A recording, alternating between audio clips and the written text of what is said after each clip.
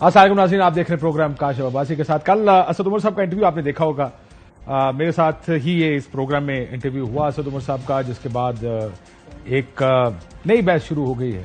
اسد عمر صاحب نے کہا کہ پارٹی کے عہدے سے استعفیٰ اس لیے دیا کیونکہ پارٹی کی پالیسی سے اختلاف کرتا ہوں، اور اگر اس کا کوئی امپلیمنٹ نہیں کر سکتا تو پھر یہ عہدہ رکھنے کی کوئی ضرورت نہیں.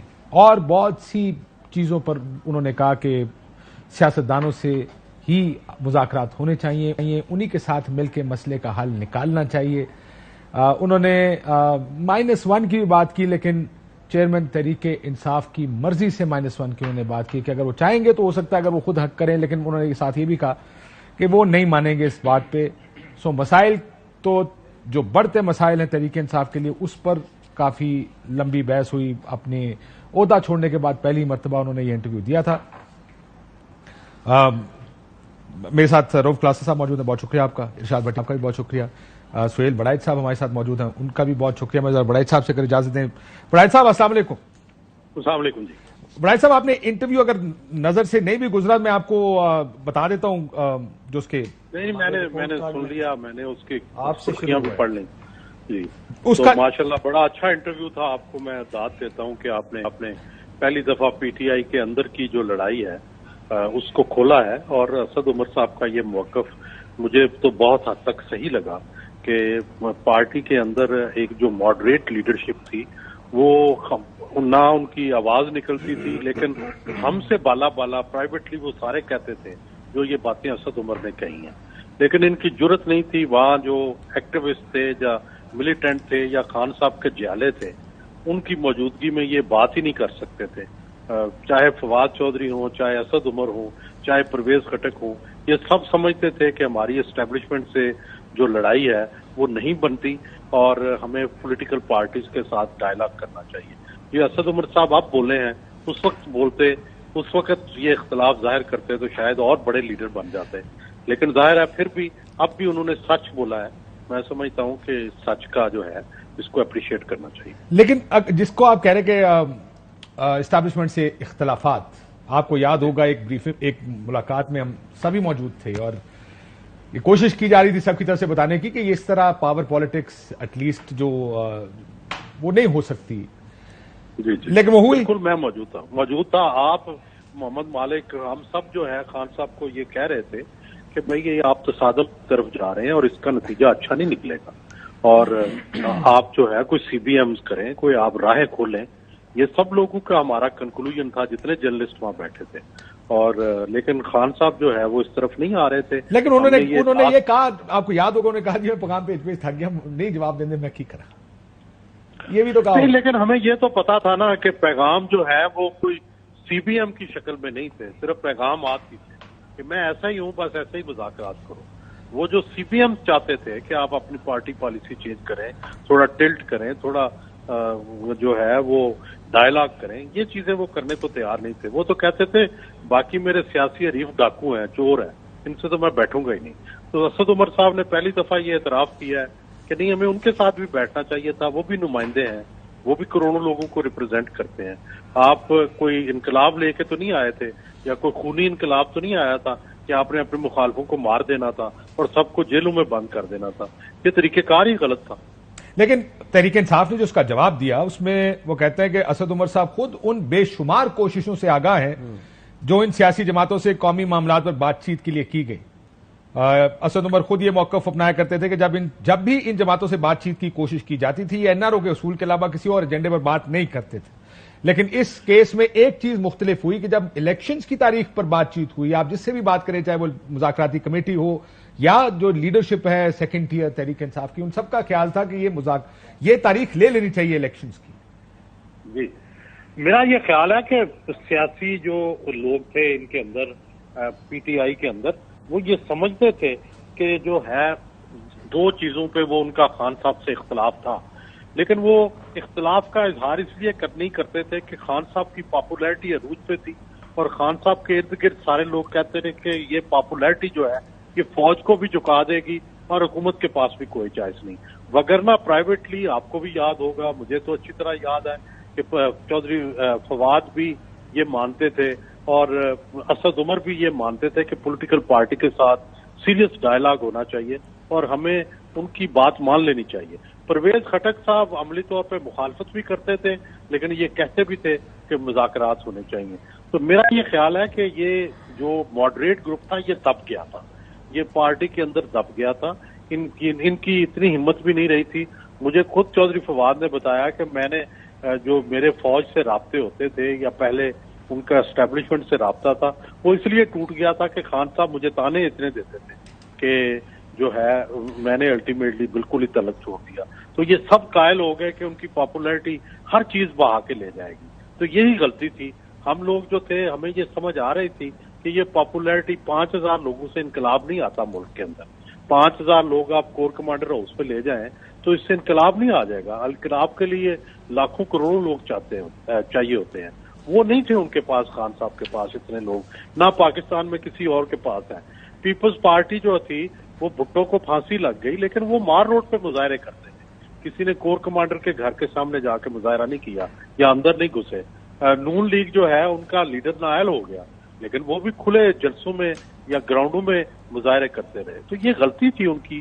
ان کو جتنی جلدی مان لیں, جتنی جلدی اس سے برت کا اعلان کر دیں, علیحدگی کا اعلان کر دیں, اتنا بیچارے ان لوگوں کے لیے جن پر ظلم ہو رہا ہے, جو جیلیں کاٹ رہے ہیں, جن کے خلاف ملٹری کورٹس جو ہیں وہ ایکٹیو ہوں گی. تو یہ بالآخر ایک بڑی پولیٹیکل پارٹی جس میں بڑی خواہشات تھیں, جس میں تبدیلی کی خواہش تھی, وہ ختم ہو جائے گی تو کیا فائدہ. ہاں, اس میں بھی بڑے ختم کرنا بھی کتنا آسان کتنا مشکل. میں آتا ہوں اس کے اوپر, میں ذرا بھٹی صاحب سے اس کے اوپر ویو لے لوں. لیکن یہ جو -1 کی بھی ایک بات ہوئی کل کے پروگرام میں چاہوں گا کہ اس کے اوپر بھی آپ کا ویو. بھٹی صاحب کل انٹرویو سنا, واٹ ڈو یو تھنک؟ منافقت اس کا ایک آسان لفظ, اس سے بڑی منافقت اور ہو ہی نہیں سکتی. یہ وہ تھے, he is tall and that's all اس پارٹی میں, اور ارسطو تھے, افلاطون تھے, سیکنڈ بندے تھے, معاشی فیس تھے, تحریک انصاف کا پڑھا لکھا چہرہ تھا. وہ مایوسی تو خیر چھوڑیں. آپ کبھی سائفر پہ میں آپ کو تقریریں بھجواتا ہوں اسد عمر صاحب کی, امپورٹڈ حکومت پہ تقریریں بھجواتا ہوں. ان ڈاکوؤں, لٹیروں, چوروں سے مذاکرات نہیں ہوں گے. میں ان کی 3 تقریریں آج میں نے سنی. شیر چلا ہے, کارواں بن گیا ہے, یہ پیچھے کھڑے ہوتے تھے, چڑھ جا سولی رام بھلی کرے گا. یہ ان لوگوں سے بہرحال بہتر تھے جو چودھری فواز صاحب, شیریں مزاری صاحب, اور وہ جو تھے وہ تیرا باپ بھی دے گا آزادی, ہم لے کے رہیں گے آزادی, اور لائنیں لگی ہوئی ہیں میراتھن, بھاگ ملکا بھاگ. اس میں تو پاکستان میں تو یہ نعرے لگتے رہتے ہیں. نہیں, میں ٹینشن آپ کو بتاتا ہوں, مجھے کیا ٹینشن ہے وہ میں بتاتا ہوں. اچھا, پھر صحافیوں کی گیدرنگ میں بھی یہ نعرے لگ جاتے ہیں. پھر بیانیے کا دفاع اسد عمر صاحب کا آپ کو کبھی وہ بھی سناؤں گا. پھر بیانیے کے فضائل بیان کرنا سیاق و ثواب کے ساتھ, کہ ٹیپو سلطان کی تلواروں کی تصویریں, ٹیپو سلطان کی اپنی تصویریں, وہ بڑی, اس دن پہلی مرتبہ ٹیپو سلطان کے اس میں ہیرا لگا ہوا تھا. اچھا, جہاد حقیقی آزادی ایبسولوٹلی ناٹ. اچھا, پھر ٹھیک ہے, آپ نے آج پتا چلا کہ تحریک انصاف کے چیئرمین نے بہت غلط کیا, بڑا غلط تھا دفاع. تو آپ کس لیے تھے اس پارٹی میں؟ آرام سے, سکون سے, جس طرح وزارت ملی تھی تو آپ سائیڈ پہ ہو گئے. نظریے کے خلاف نہیں ہے, طریقہ کار کے سر. طریقہ کار پہ طریقہ کار پہ تو لوگوں کا اعتراض ہو سکتا ہے آپ کا خیال ہو, لڑ جاؤ بھڑ جاؤ, اس کا خیال ہے. اس کو نہ جسٹیفائی کریں. نظریہ اچھا, نظریہ نہیں, مجھے آئندہ سے بھٹی صاحب سے پہلے پتہ لونے اگری کرنا چاہیے ہر چیز کے اوپر. میں تو یہ کہہ رہا ہوں کہ دیکھیں, ایک پارٹی کا نظریہ ہوتا ہے نا, اس کو سائڈ پہ کر دیں سر. اس تک پہنچنے کی ایک اسٹریٹجی ہوتی ہے سر, اس پہ اختلاف ساروں کا ہوتا ہے. کوئی کہتا ہے کہ جناب ہمیں اسمبلی سے استعفیٰ دینا چاہیے. کوئی اختلاف کبھی کسی لمحے کسی جگہ پہ آپ نے پیش کیا ہو؟ اسی انٹرویو میں, آپ کو کتنے انٹرویو دیے ہوں گے, کسی انٹرویو میں انہوں نے کہا کہ ہم اس پارٹی پالیسی کے ساتھ نہیں ہیں. کسی انٹرویو میں انہوں نے کہا کہ میں نے تحریک انصاف کے چیئرمین کو کہا کہ یہ نہ کریں.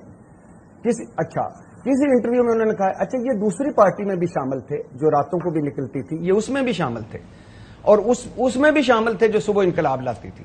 تو منافقت کی اعلیٰ ترین اگر اگزامپل دیکھیں تو یہ وہ لوگ ہیں جو چوری کھانے والے مجنو تھے اور بر وقت نکل کے. نظریہ کوئی نہیں تھا, اصول کوئی نہیں تھے, منطق کوئی. 9 مئی کا بوجھ نہیں اب خیر سے اٹھایا جا سکتا ان سے.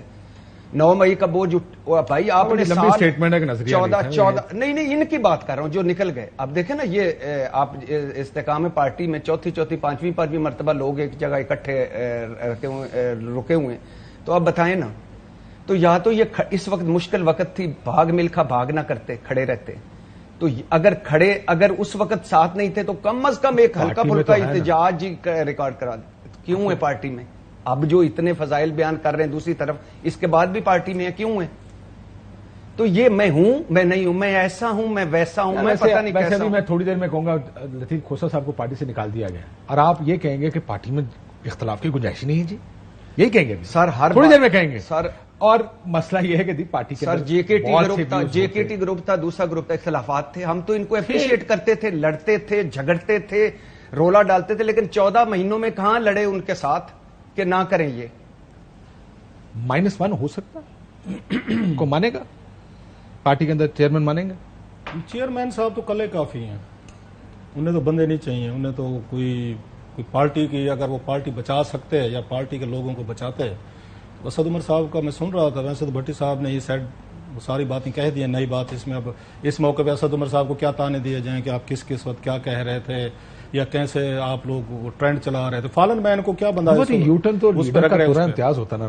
اب سر یہاں پہ تو یہاں پہ بھی لیوریج دینا ذرا تھوڑی سی. اس میں 2-3 اس میں چیزیں وہ کہتے ہیں it's very easy to be wiser after the event.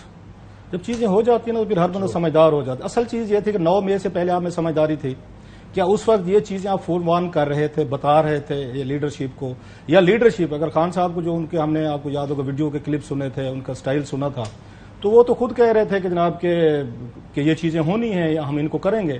اب ان کا جو قصور ہے، جو اس نے بھی ارشاد نے بھی یہ بات کی ہے کہ آپ کوئی پارٹی میں جب آتے ہیں، جو پاکستان کا جو ڈیلیما ہے نا، آپ کو لوئلسٹ چاہیے، وفادار چاہیے. آپ کو کوئی ایک ذہین سمجھدار کوئی مشورہ دینے والا بندہ کسی کو نہیں اچھا لگتا جو آپ سے پارٹی میں ڈیفر کر لے، تھوڑی سی آپ کو ڈفرنٹ لائن بتا دے. میرے ایک دوست ہے، میں نام لیتا پی ٹی آئی میں، تو وہ اچھی خاصی سخت لائن تھی ان کو ٹویٹر وغیرہ اور شوز وغیرہ میں. تو ایک دن میں نے کہا انہیں، تو میں کہ خان صاحب تو آپ سے بڑے خوش ہوں گے، اتنا میں کہ آپ نے وہ جیسے دبا کے کلی رکھی ہوئی ہے.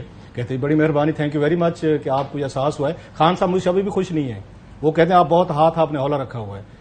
آپ جب آپ کے وہاں پہ 35 کے قریب آپ کے ترجمان بیٹھتے تھے اور مقابلہ اس بات پہ ہوتا تھا کہ کس نے آج کلی دبا کے رکھی اور کاشف کے شو میں فلاں جو لوگ بیٹھے تھے ان کو کتنا آپ نے ان کا ستیہ ناش کر دیا ہے. تو پارٹی کا اینڈ تو یہ ہونا تھا، یہاں پہ آپ کی ٹرین چل پڑی ہے، ٹریک آپ کا جو ہے وہ 100 کلومیٹر پہ ساری پارٹی ایسی چلتی نا سر. نہیں چلتی ہے تو ہم نے تو آپ والی بات ہمارا پولیٹیکل سسٹم ایسے کام نہیں، ہم نے تو ایسے پھر بات کرنی ہے نا کہ آپ کو لوئلسٹ چاہیے اگر، تو پھر تو یہی کچھ ہوگا کہ آج وہ آپ کے ساتھ ہیں، کل ان سے زیادہ آپ سے پاورفل آ جائے گا، ان کو دبائے گا، اس کے ساتھ چلے جائیں گے.